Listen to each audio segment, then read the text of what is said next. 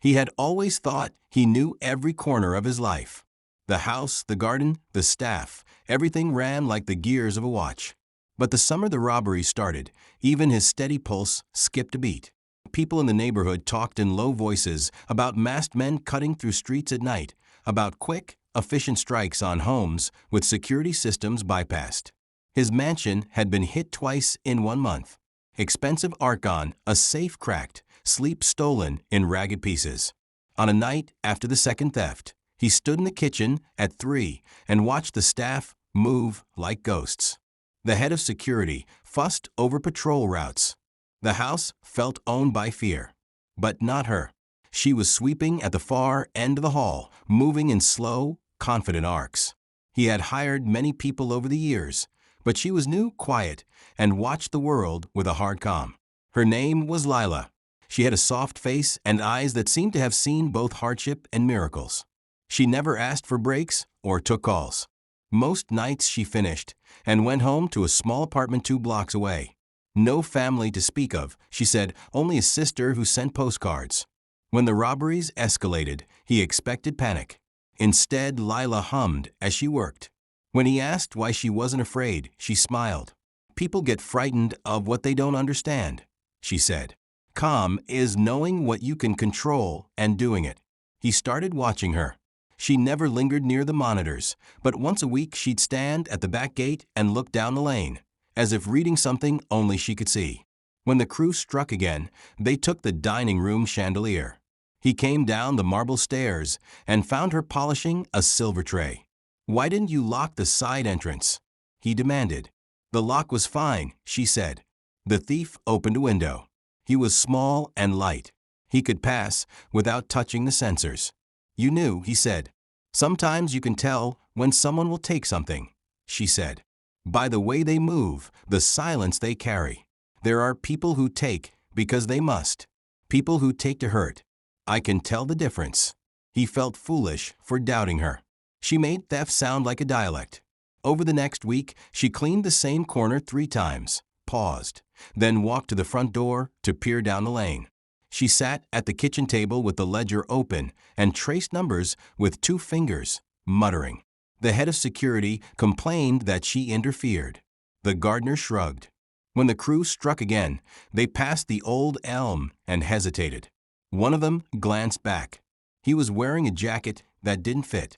She knew it like a forecast. He told the team to expand patrols, to lock windows, to bring a K9 unit. Still, the thieves were elusive. He began to invite Lila into planning. At first, she refused. "It's not my job," she'd say. But when he insisted, she measured cameras, tested blind spots, and drew lines on the floor with a pencil only she could read. He felt hope. One night, she asked for the staff locker keys and permission to stay late. The security manager protested, but he granted it. She stayed late and walked the corridors with a flashlight and notebook. She mapped patterns, the gap between the east camera and the hedge, the way moonlight washed a corner into invisibility. She found a hairline scratch on a window latch and smiled. Weeks passed. The hits at his house grew fewer. He told friends of this unusual employee, someone who saw what they couldn't. Then the thieves returned in force. They cut power to 3 houses, and when the sirens sputtered back, he realized someone inside had helped them. He looked at his staff with fresh suspicion. The butler kept his eyes down. Lila kept sweeping, jaw set like iron. He asked if she knew anything. She said she had seen a note in the laundry shed. "Enough. You know where the others are. Leave us be." They staged a trap. Cameras repositioned, a decoy safe set. On the night of the operation, he was woken by a scream. The van idled at the curb. 2 men slipped a ladder over the wall. As they reached the skylight, Lila dropped between them. They froze under the pale glare of a flashlight. For a moment, everything was taut and fragile. The ladder, the rusted latch, the breath of the men. Lila reached out not with fists, but with a plain, hard stare. She spoke first to the taller one, and her words were simple, precise. "Tell me your name," she said. "Tell me about the night you left your girl's shoes on the porch and couldn't afford to take them back." The taller man blinked as if a hand had been placed on his chest. The smaller one laughed, sharp. Neighbors had imagined a blade or a gun. What happened, instead, was a slow unspooling of small private histories. Lila named a barber who had once given credit, a woman who had slipped a warm pie to a child, a father who had kept a promise to a dying friend. She did not excuse what they tried to do. She called it by its name and then showed them the other names that lived in a life. The taller man dropped the lockpick as if it burned. Then she offered them a choice: stay and face the law and possible jail, or come in on a bargain that would mean work, restitution, and a path out of the pattern. It was not mercy. It was consequence plus a way forward. One by one, they stepped back from the edge, shoulders lowered, as if someone had finally put down a weight they'd been carrying. What followed wasn't simply a scuffle. Lila spoke to them, and in her voice there was no fear, only an authority that belonged to someone who had read lives. She named them with details that landed like weights: a sister left behind, a sick child, debts hidden. One man lowered his eyes.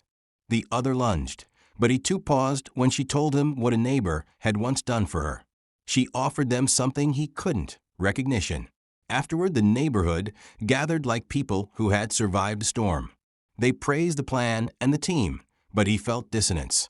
He wanted to know why she had chosen to speak instead of fight. People who take often don't want to hurt, she said when they sat on the back steps.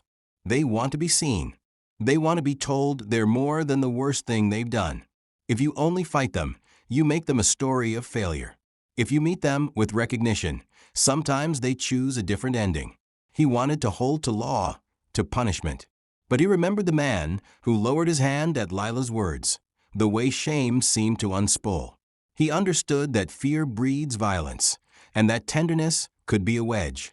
She refused extra pay, taking only steady wages and the occasional loaf of bread. He found himself one afternoon in a cramped community center, while Lila spoke to a circle about work and skills. Their faces were not the caricatures he'd imagined. They were tired, nothing more. Lila translated misdemeanors into tasks: garden work, house repairs, inventory help. She brokered small agreements with contractors and scheduled shifts. He watched, humbled, as the men she helped began to show up at dawn, tentative at first, then steadier. One who had been caught at his house returned to clean the very hall he once meant to rob. Watching him steady his hands over the dust was more disarming than any camera. Over coffee, Lila told him about her mother, a seamstress who mended more than shirts. People become what we name them. Her mother had said, name the hurt and they will hold it. Name the help and they will reach. Lila spoke the names of people's pasts, offering a language beyond shame. He realized his money bought locks, but not sight. He started asking staff about their days, funded a community program, and awkwardly put his name on a roster to repaint porches. The trials were messy. Some men were prosecuted. Others entered community, restitution, and training. The judge later praised the restorative proposals. It was not simple justice, but it made the nights quieter. As the robberies faded, neighbors swapped numbers, lights stayed on, and kids played at dusk without urgent shadow. He kept an eye on Lila as on a fragile treasure. One afternoon, he left a ticket to a coastal town with a note: take a break. She accepted the ticket, but organized night watches first, training volunteers until confidence spread. Only then did she pack a small bag and go. From the cliffs, she sent a postcard. The world is large enough for both hardness and kindness. He folded it into his wallet. He kept his house and his guard dogs, but he kept something else, a new vigilance that began with listening. When trouble crept near again, he found himself stepping back and asking what made people take the first step into darkness. Sometimes the answers were hard. Sometimes they were the way to keep trouble from returning. In quiet moments, he would walk the garden and think of how fear narrowed people. Lila had widened his view. He began to measure security not only in locks, but in neighbors who recognized each other. The world did not change all at once, but small things did: a light left on, an offer of work, a neighbor bringing soup. Those acts, repeated, built a calmer life. He kept watching, not with suspicion, but with a patient, learning care. It felt like a new kind of wealth,